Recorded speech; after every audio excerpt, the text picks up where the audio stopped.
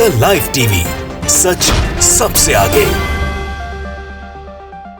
नमस्कार, the live TV देख रहे हैं आप। आपके साथ मैं हूं आदित्य कुमार। भारतीय जनता पार्टी के दो प्रवक्ताओं द्वारा जो पैगंबर को लेकर बात कही थी, उससे पूरे विश्व में भारत की फजीहत तो हो ही रही है, साथ ही साथ कई संस्थाएं भी हैं जो अब सवाल खड़े करने लगी हैं कि जो टीवी चैनल्स पर डिबेट होते हैं, इन डिबेट्स में सतर्कता बरतनी चाहिए। अगर ये सतर्कता बरतते तो इतनी बड़ी घटना ना होती, या ऐसी किसी की हिम्मत ना होती कि किसी के नबी के खिलाफ इस तरह की टिप्पणी टीवी चैनल्स पर करता।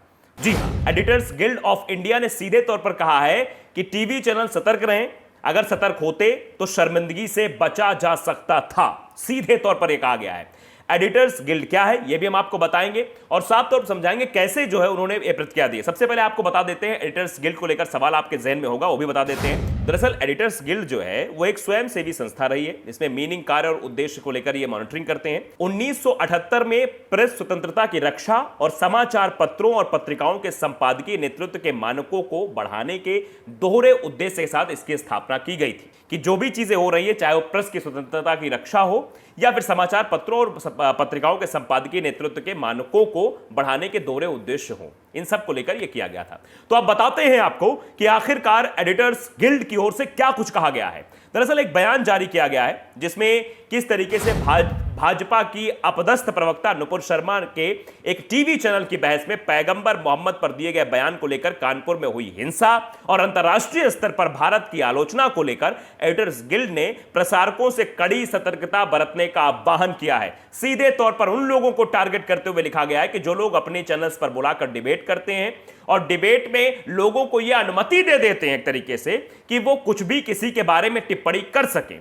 आप बताइए, टाइम्स नाउ पर जो बहस चल रही थी, जो डिबेट चल रही थी, उस डिबेट में किस तरह की भाषा का इस्तेमाल नुपुर शर्मा ने किया था और उसमें बैठी हुई एंकर महोदया जो उस प्रोग्राम को होस्ट कर रही थी, जो संपादक भी हैं नविका कुमार, उन्होंने एक भी बार ना नुपुर शर्मा को रोका, ना उनसे माफी मांगने के लिए कहा। इससे अंदाजा लगाया जा सकता है कि टीवी चैनल ही इन लोगों को बढ़ावा देते हैं। इसी बात को लेकर एडिटर्स गिल्ड ने ये सारी बातें कही हैं, क्योंकि ये सब कुछ जानबूझकर किया जा रहा है, ऐसे हालात तैयार किए जाते हैं, ये भी एडिटर्स गिल्ड का कहना था। दरअसल जो बयान जारी किया गया, उस बयान में कहा गया है कि उन राष्ट्रीय चैनल के गैर जिम्मेदाराना रवैये से वो परेशान है, जो जानबूझकर ऐसी परिस्थितियां पैदा कर रहे हैं जो कमजोर समुदायों को उनके और उनकी मान्यताओं के प्रति नफरत फैलाकर निशाना बनाती। गिल ने उन्हें एक पल ठहर कर आलोचनात्मक रूप से इस बात पर विचार करने के लिए भी कहा है कि उन्होंने कानपुर हिंसा के दौरान सिर्फ दर्शकों की संख्या और लाभ बढ़ाने के लिए क्या क्या नहीं किया। यह भी बात कही है, जो कानपुर में हिंसा हुई थी उसमें क्या कुछ किया, और जो आज देखने को तस्वीरें मिली उसमें भी क्या क्या मीडिया का रोल रहा, यह भी आप बखूबी जानते हैं। ईजीआई ने प्रसारकों और पत्रकार नियामकों द्वारा कड़ी सतर्कता बरतने का भी आह्वान करते हुए कहा कि कानपुर में हिंसा की हालिया घटना और पैगंबर मोहम्मद के खिलाफ भाजपा की अपदस्थ प्रवक्ता की टिप्पणी को लेकर अंतर्राष्ट्रीय स्तर पर जो आलोचना हुई है, देश को अनावश्यक शर्मिंदगी का कारण बना दिया है। भारत देश को मतलब शर्मिंदगी महसूस हुई है, भारत देश की फजीहत हुई है। आप समझिए अरब देशों में किस तरह की प्रतिक्रियाएं सामने आ रही थी, उसके बाद बांग्लादेश की तरफ से कैसी प्रतिक्रिया सामने आई है, और अब एडिटर्स गिल्ड की तरफ से भी कहा जा रहा है। इसके पहले नसीरुद्दीन शाह हो गए या फिर अन्य लोग हो गए, सबकी टिप्पणियां सामने आ रही, वो अपने आप में निराशाजनक है। गिल्ड ने कहा कि कानपुर में एक दंगा हुआ और इसके साथ ही कई देशों में अभूतपूर्व तीखी प्रतिक्रिया सामने आई है, क्योंकि यह देश सत्तारूढ़ दल के प्रवक्ताओं की टिप्पणियों से आहत थे।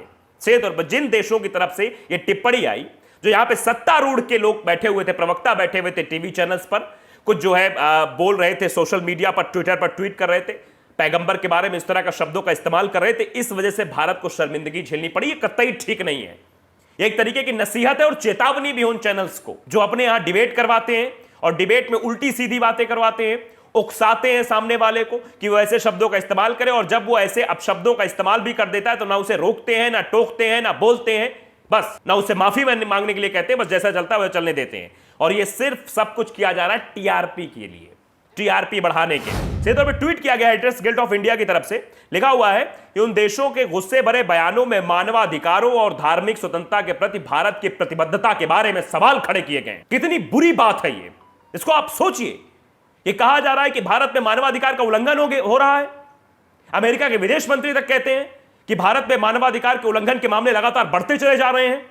आप अंदाजा लगा सकते हैं इससे कि भारत में कितनी फजीहत हो रही है, लेकिन ये लोग हैं कि मानने को तैयार नहीं है। और अगर अरब देशों का दबाव ना होता तो ऐसे लोगों पर कार्रवाई भी ना होती। सबसे बड़ा सवाल तो यही है, कार्रवाई में विलंब हुआ और कार्रवाई जो हुई वो भी दिखाने वाली कार्रवाई हुई कि हाँ कार्रवाई की गई है। हाँ भैया, इनको पार्टी से निष्कासित किया गया 6 साल के लिए। 6 साल के लिए बहुत सारे लोगों को निष्कासित किया गया, बाद में उन्हें मंत्री बना दिया गया, उनके पत्नी को मंत्री बना दिया गया। यह इतिहास रहा है भारतीय जनता पार्टी का, यह आप सबको बखूबी पता है। गौरतलब है कि बीते शुक्रवार को जो जुमे की नमाज थी, आज भी वैसी चीजें देखने को मिली। शुक्रवार को देखने को 3 जून को तो मिली ही थी, आज भी वैसी ही तस्वीरें सामने निकल कर आई है। कौन ये लोग हैं जो आ जाते दंगा फसाद करने, जबकि मुसलमानों का पीसफुल प्रोटेस्ट हो रहा था। वो लोग नमाज पढ़ के बाहर आते हैं, खड़े हो जाते हैं, उनके हाथ में बैनर पोस्टर होता है, वो सीधे तौर पर यह मांग करते हैं नुपुर शर्मा और नवीन कुमार जिंदल के ऊपर कार्रवाई की जाए, गिरफ्तार किया जाए। गिरफ्तारी को लेकर मांग की जाती है और फिर बाद में क्या होता है, तस्वीरें आपने सामने देखी। चाहे वो प्रयागराज की तस्वीर हो, चाहे वो देवबंद की तस्वीर हो, या चाहे झारखंड की तस्वीर हो, कई जगह तस्वीरें निकलकर सामने आई है। पूरे देश से तस्वीरें निकलकर सामने आई है जो सवाल खड़े करती है कि आखिरकार पुलिस की इतनी चाक चौबंद व्यवस्था के बाद भी ऐसा क्यों हो गया। तो आप समझिए ये किस तरीके से एक प्रवक्ता के अपशब्दों की वजह से सब हो रहा है। पिछले जुम्मे की नमाज को भी हुआ, आज की जुम्मे की नमाज के दिन भी ऐसा ही हुआ। तो इसको लेकर सीधे तौर पर दुकानें बंद करने का प्रयास किया गया था और पत्थरबाजी बम फेंके गए। ये सब किसने किया, आपने देखा सब तस्वीरों के माध्यम से।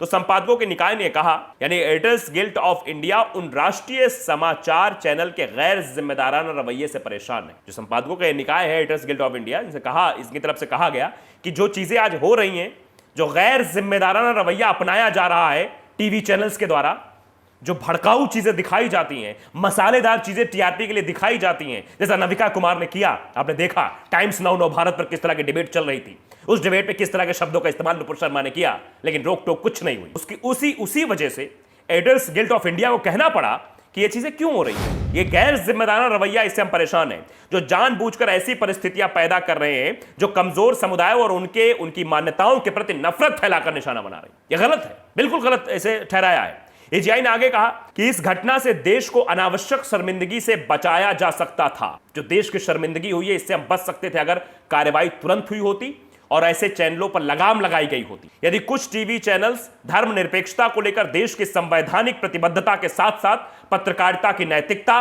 और पीसीआई की ओर से जारी दिशा निर्देशों के प्रति जागरूक होते, जिसे परिषद ने हिंसक सांप्रदायिक स्थिति से निपटने के लिए जारी किया है, तो यह स्थिति उत्पन्न होती ही ना। सीधे शब्दों में कह दिया, नैतिकता भूल चुके हैं ये लोग। एथिक्स क्या होते हैं, क्या पत्रकारिता होती है, सब बस मसाला, टीआरपी, बस और कुछ नहीं। गिल ने आगे भी कहा कि इसकी बजाय इनमें से कुछ चैनल दर्शकों की संख्या और लाभ बढ़ाने के इच्छुक थे और रेडियो रवांडा में के मूल्यों से प्रेरित थे, जिसके भड़काऊ प्रसारण इस अफ्रीकी राष्ट्र में नरसंहार का कारण बना था। यह भी जिक्र किया है कि अफ्रीकी देश में जब एक बार रेडियो रवांडा की तरफ से जो है ऐसी चीजें फैलाई गई थी, जिसके बाद अफ्रीकी राष्ट्र में नरसंहार हुआ था, वही कारण बना था।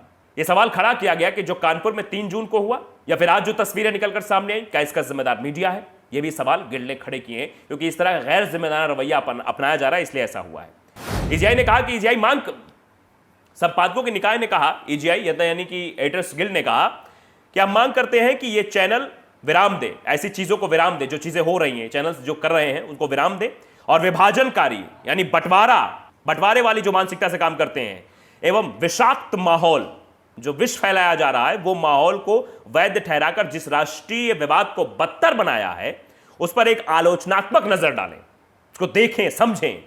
इस प्रकार के कृत्यों से दो समुदायों के बीच खाई न पाटने योग्य बन गई है। ये जो हो रहा है, ये क्यों हो रहा है? ये टीवी चैनल्स की बदौलत हो रहा है, ये एडिटर्स गिल्ड ऑफ इंडिया कहना है। तो आप समझ सकते हैं कि किस तरीके की प्रतिक्रिया की गई है और कितनी निंदनीय प्रतिक्रिया है ये, कि किस तरीके की टीवी चैनल्स की वजह से भारत की फजीहत हुई है।